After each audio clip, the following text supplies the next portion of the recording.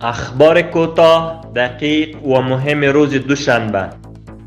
حسن کاظمی سفیر ایران در کابل در دیدار با خلیل الرحمن حقانی سرپرست وزارت امور مهاجرین و عودت کنندگان گفت ما تلاش میکنیم روابط کابل و تهران را بیشتر تقویت نماییم.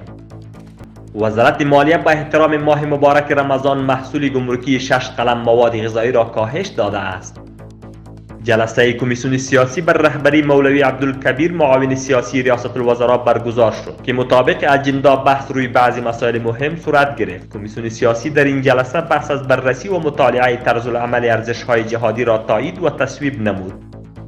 معاونیت اقتصادی ریاست الوزراء میگوید پس از کاهش مالیات بر ذوب کارخانه‌های آهن به منظور جلوگیری از صادرات آهن کهنه در تولیدات داخلی افزایش به میان آمده است. همچنین صادرات آهن به کشورهای خارجی نیز افزایش یافته است. مسئولین شاروالی سرپل میگویند در سال گذشته 57 میلیون و 760 هزار افغانی عواید جمع‌آوری و به خزانه دولت اضافه نموده است. جلسه کمیسیون تشکیلات و تنظیم معاشات روز گذشته بر رهبری مولوی عبدالسلام حنفی معاون اداری ریاست الوزراء بر راهنمایی امیرالمؤمنین شیخ هیبت الله آخوندزاده حفظه الله برگزار شد. ستره محکمه میگوید آمریت حقوق ننگرهار به گونه رسمی به محکمه مرافعه آن ولایت انتقال یافت. شاروالی کابل میگوید در چند روز گذشته بیش از 2000 نهال توسط مسئولین ناحیه 14 با کمک باشندگان مناطق مختلف پغمان غرس شده است.